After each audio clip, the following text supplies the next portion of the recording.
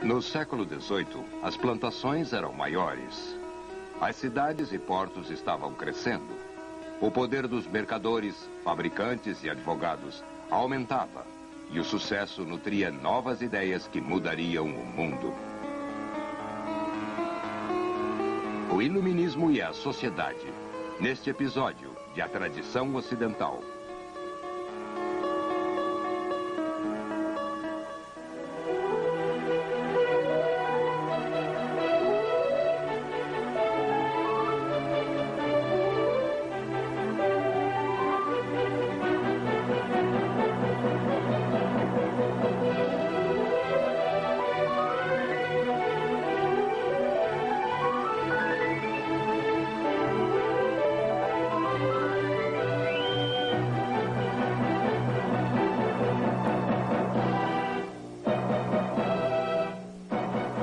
E agora o professor da Universidade da Califórnia, Eugene Weber, em sua jornada através da história da civilização ocidental.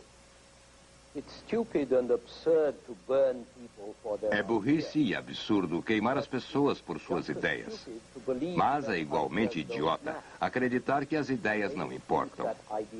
Quando você pensa que as ideias não importam, pode ser tolerante em relação a elas. O que realmente significa que você é indiferente. O século XVIII falava muito sobre tolerância. Só porque a tolerância era tão rara. E era rara porque naquela época, como hoje, as ideias tinham a capacidade de produzir efeitos concretos no modo da sociedade funcionar, no modo das pessoas pensarem, no seu modo de viverem em sociedade. Hoje quero falar principalmente sobre estas ideias e seus efeitos, e a primeira coisa a dizer sobre elas é que, enquanto muitos filósofos eram nobres, as ideias do século XVIII estavam dominadas pelo crescimento da burguesia no Ocidente, sua autoconfiança crescente e sua autoafirmação.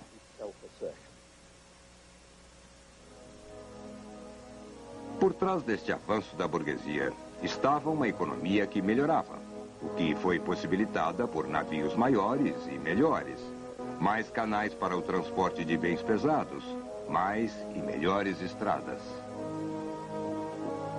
As estradas do século XVI eram grandes crateras. Já no século XVIII, as principais estradas, ao menos, começavam a aparecer com algo que nós reconheceríamos como estradas. Luís XIV começou as melhorias, porque ele queria que suas tropas e seus cobradores de impostos chegassem mais depressa. Em meados do século XVIII, a França tinha um bom sistema de estradas pavimentadas com pedras saindo de Paris. A Espanha e o norte da Itália conseguiram logo.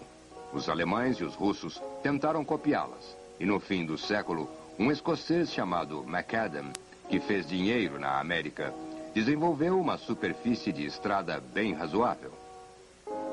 As estradas vicinais, no entanto, permaneciam primitivas, poeirentas no verão e com lama intransponível no inverno. A viagem por terra não seria fácil por mais 100 anos, até que surgiram as ferrovias. Mas ao menos agora, havia pontes onde antes só havia passagens rasas e balsas. O preço do transporte estava caindo e aqueles que tinham dinheiro podiam pegar carruagens, uma invenção do século XVII. Isso inspirou um novo tipo de passatempo para os ricos, algo que chamamos turismo. O século XVIII foi uma era de livros de viagem, relatos de visitas a Paris, a spas, para tomarem as águas, jogar e flertar. Para a Itália, para se ver as antiguidades.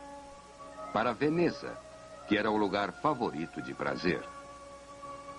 E uma vez que os turistas sempre gostaram de souvenirs, e uma vez que não havia máquinas fotográficas, os venezianos desenvolveram os primeiros cartões postais para os visitantes ricos, chamados viduti, vistas, que poderão ser levadas para casa, penduradas na parede e falar sobre elas. Os pintores venezianos mais famosos do século XVIII, Canaletto, Bellotto e os irmãos Guardi, todos eles tinham grandes workshops que forneciam quantidades de pinturas de San Marco e os grandes canais e outras cenas venezianas.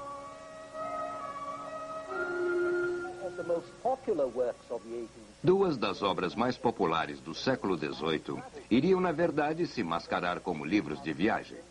A primeira era As Cartas Persas, de Montesquieu, sobre as impressões de dois embaixadores persas em Paris, que sugere como parecem curiosas e absurdas as coisas comuns de uma sociedade para membro de uma outra sociedade que tem costumes diferentes e acredita em coisas diferentes. As Cartas Persas saíram em 1721. Uma geração depois, em 1759, a Candide, de Voltaire, apresenta uma sátira mais amarga. Candide trata das viagens e aventuras de um jovem inocente, um jovem cândido, que foi criado acreditando que tudo é para o bem, no melhor dos mundos possíveis, e que descobre que o mundo real era diferente daquilo que os filósofos diziam. Ambos os livros são muito engraçados, abordando assuntos muito sérios. E o que é mais significativo, ambos são relativistas, que é o efeito que as viagens têm em mentes pensantes. O entendimento de que as atitudes variam de acordo com os indivíduos e meios, como Montesquieu prova, foi um aspecto importante do pensamento do século XVIII.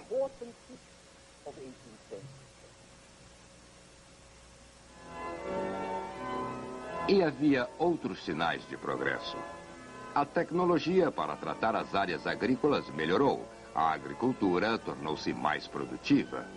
Menos plantações eram destruídas por exércitos e eram melhor armazenadas, de modo que havia mais alimento, mais pessoas continuavam vivas e a população cresceu. A maioria das pessoas ainda vivia da terra, mas uma agricultura saudável significava uma economia rica em geral. Mais intercâmbio, mais poder de compra, mais fabricantes, cidades que cresciam, portos que cresciam. E o poder crescente dos mercadores, dos donos de navios, dos financistas e dos advogados que faziam seus contratos. Tudo isso aconteceu antes na Inglaterra, porque a Inglaterra foi poupada do pior das guerras que minaram os recursos dos estados continentais. Ela também tinha importantes recursos próprios. Acesso ao cobre, muitas madeiras nativas, a energia da água que gerava moinhos têxteis, ferro e carvão para alimentar as forjas e derreter o ferro. E a Inglaterra tinha a Escócia, que era um país retirado, cheio de homens de visão. Macadam veio da Escócia. Também James Watt, que nos deu o motor a vapor. Quando Voltaire foi à Inglaterra, ficou maravilhado com o que viu. O comércio enriquecia, ajudava a libertá-los. E a liberdade, por sua vez, desenvolveu ainda mais o comércio. A grandeza do Estado se baseia nisso. Voltaire pôs o ideal claramente. O comércio traz a riqueza favorece a liberdade favorece o comércio favorece a grandeza do país. Era o que ele queria ver na França. É o que a burguesia queria ver em toda parte. E esses burgueses que alcançaram poder econômico estavam agora exigindo poder político. Ao final do século, um líder da Revolução Francesa tornou isso muito claro. Uma nova distribuição da riqueza, ele disse, exige uma nova distribuição do poder.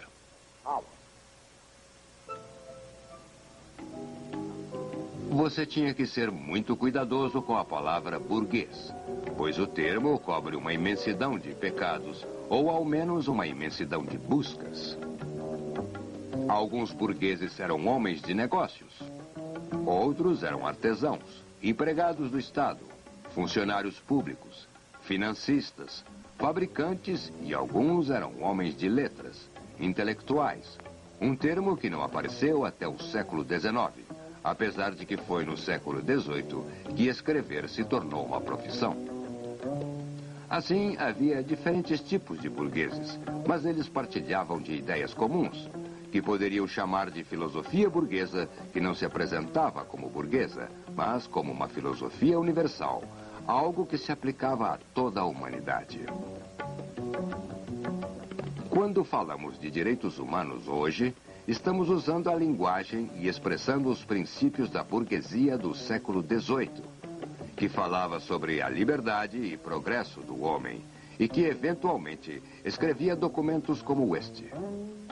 A Declaração dos Direitos do Homem, publicada na França em 1789. E isso foi uma mudança fundamental, que de novo seria enfatizada por revolucionários americanos e franceses, que apelavam não para os direitos ou características especiais dos americanos ou dos franceses, mas para a natureza e direito dos homens, que são universalmente válidos. E se eu continuar dizendo homem, você vai entender que é porque isso era o que os homens da época usavam.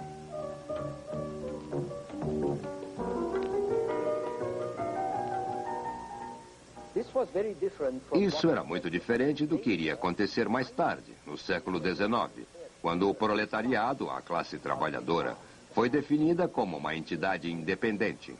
E os trabalhadores eram convidados a adotarem uma doutrina proletária que era muito mais estreita. Mas no século XVIII, a burguesia identificava sua causa com a causa de toda a humanidade.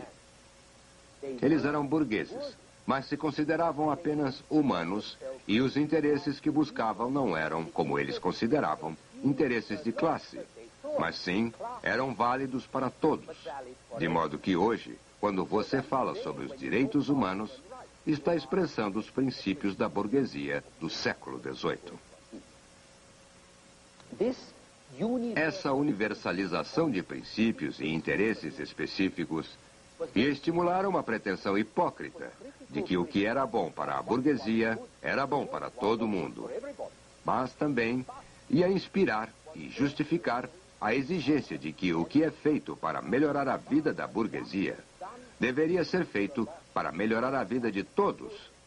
E esse é um outro princípio que ainda afeta nossa política hoje.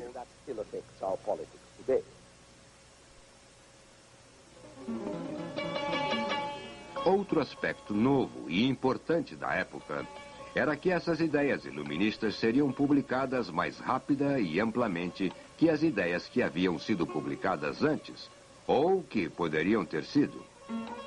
Isso, por exemplo, é uma caricatura francesa de 3 ordens sociais, com os comuns em cima. Não que a propaganda, o esforço sistemático de persuadir, fosse uma invenção do século XVIII. Ela sempre existira, mas a divulgação em massa, ao menos do tipo secular, somente chegou com as comunicações melhores e intercâmbios do século XVIII. Os cartazes, gazetas, jornais e clubes, com mais livros e panfletos como jamais antes. Com salões, cafés, sociedades de debate e sociedades secretas.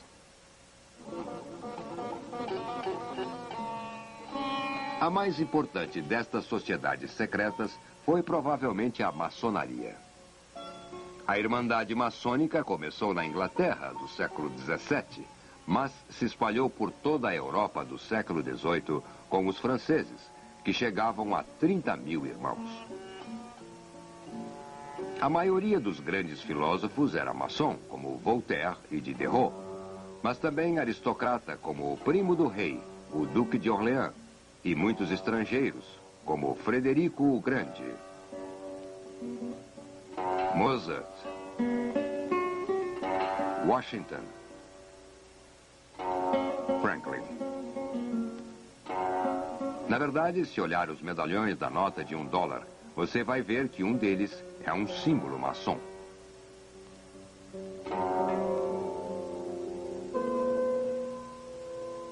O primeiro princípio da livre maçonaria era um culto da humanidade. Isso não desafiava o poder dos reis, mas desafiava os dogmas da religião estabelecida. Os maçons acreditavam em Deus, mas não em um Deus em particular. Um Deus de uma igreja ou revelação em particular. E os maçons acreditavam na razão e na religião natural que somente a razão podia revelar. Portanto, eles não se impressionavam por rituais religiosos. Eles tinham o seu próprio, que chamavam de deísmo. Mais imediatamente importante, as sociedades maçônicas acrescentavam ao número de clubes que existiam ideias progressistas de Paris, divulgadas através das províncias que ofereciam um sistema capilar para as novas ideias que penetravam nas atitudes das classes superiores e médias.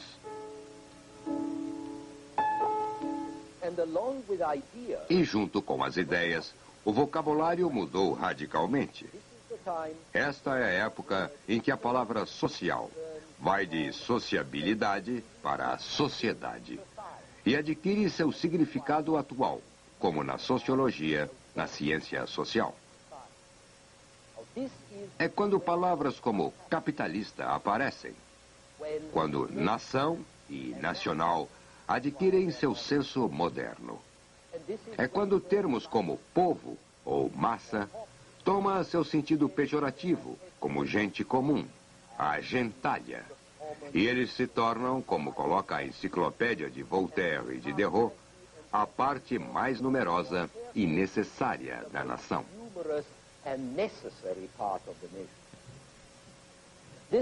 Essa transformação do vocabulário é um sinal de que as ideias estão mudando, e mudando profundamente. Umas poucas palavras dominavam o século: natureza, felicidade, virtude, razão e progresso. Essas palavras não são novas e elas não significam a mesma coisa para todos. Mas há, apesar de tudo, um espírito da época, um acordo amplo sobre certas ideias básicas.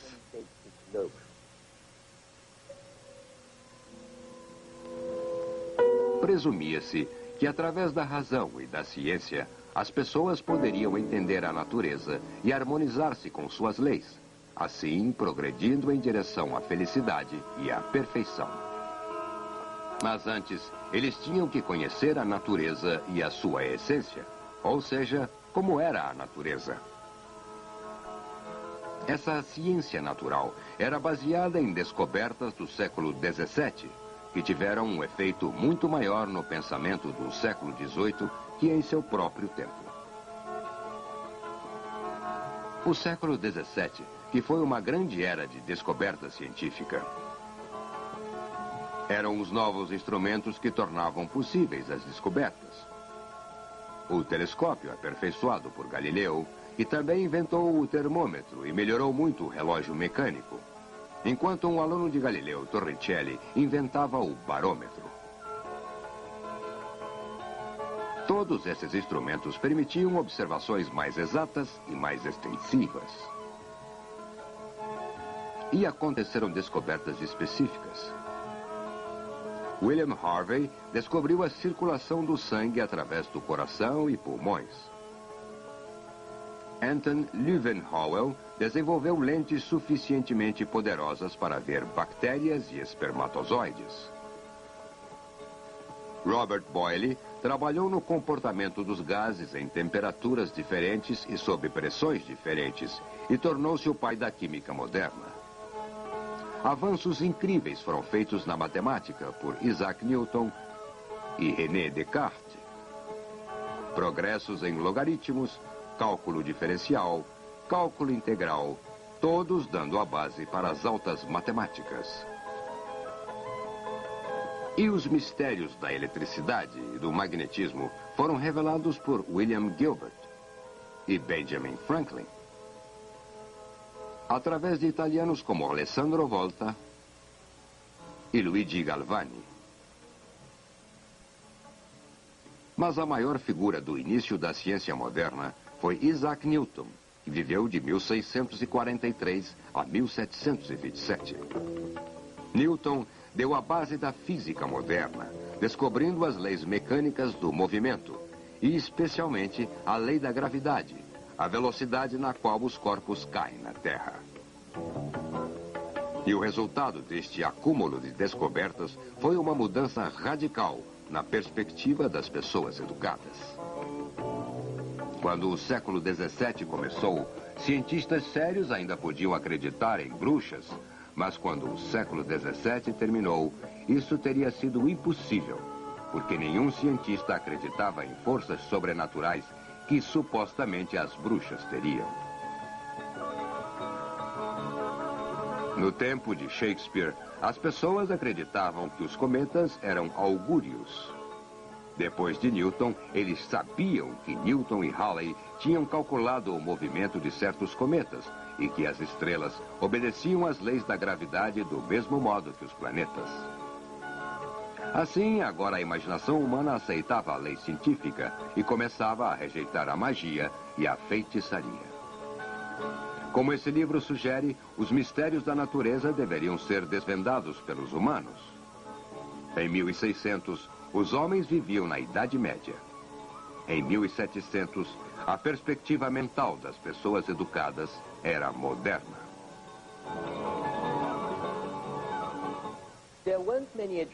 Não havia muita gente educada em 1700, mas seu número crescia com escolas, livros, propaganda e debate. E na medida em que as novidades do descobrimento científico se espalhavam no continente, isso também afetava sua crença religiosa. Não pense que os cientistas do século XVII queriam abalar a crença religiosa de ninguém.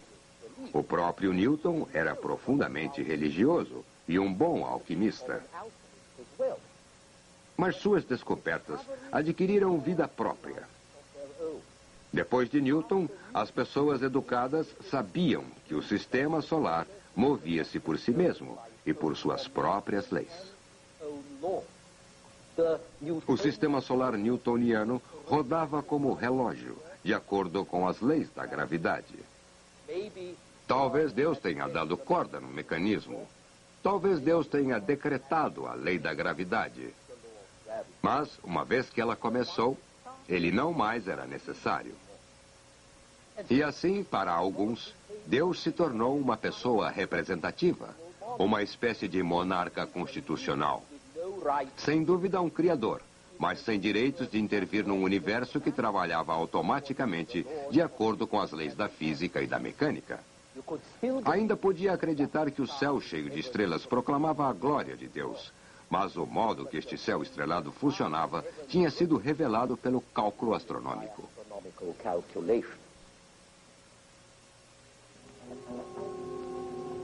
No século XVIII, as grandes descobertas do século XVII estavam digeridas e suas implicações entendidas. Importantes avanços médicos estavam sendo feitos na luta contra o escorbuto e principalmente contra a varíola. Em 1783, dois franceses, os irmãos Montgolfier, demonstraram sua descoberta que o gás aquecido dentro de um saco de tecido o faria subir. Os Montgolfier foram a Versailles e, enquanto o rei olhava, os dois mandaram para cima um grande balão dentro do qual havia uma ovelha, um galo e um pato. Uns 2 meses depois, o primeiro voo pilotado por um homem sobrevoou Paris. E em 1785, um americano e um francês sobrevoaram o Canal da Mancha. As possibilidades da ciência eram obviamente infinitas. Todos que eram alguém faziam leves esforços em relação a ela. Voltaire estudou a matemática e trouxe Newton para o público em geral. Um outro enciclopedista, D'Alembert, produziu vulgarizações da ciência e filosofia para damas modernas. Diderot fez experimentos químicos e anatômicos e a biologia fascinava a todos. Esse é um esboço dos experimentos de Galvani, com pernas de sapos e eletricidade. Então, agora estamos no mundo da ciência, da mecânica. Um mundo material, que era importante explorar, desenvolver, a fim de melhorar as pessoas e que elas vivessem melhor. Torná-las felizes, o que em si era uma noção nova.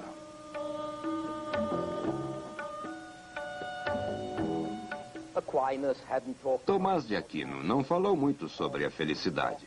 Hobbes e Locke mal falaram sobre a felicidade. Mas no século XVIII, as pessoas mal paravam de falar sobre a felicidade. Isso tinha muito a ver com o relaxamento das restrições religiosas, tanto católicas quanto protestantes. E agora, falava-se sobre felicidade na natureza. Felicidade ao ar livre. Essa é a época em que a viagem e o turismo, bem como caminhar, nadar, escalar montanhas, surgem como algo que pode divertir e dar lucros. A felicidade em uma vida natural. Nobres selvagens são felizes. Damas nobres e cavalheiros tentavam voltar à natureza. E Maria Antonieta, a rainha da França, mandou construir uma fazenda para ver como seria uma felicidade natural. E, acima de tudo, a felicidade na virtude, na medida e na razão. Mas havia uma força ainda maior que a felicidade natural e que iria colorir a história da Europa e da América, que era a utilidade. Como veremos em nosso próximo programa extremamente útil. Extremely useful program.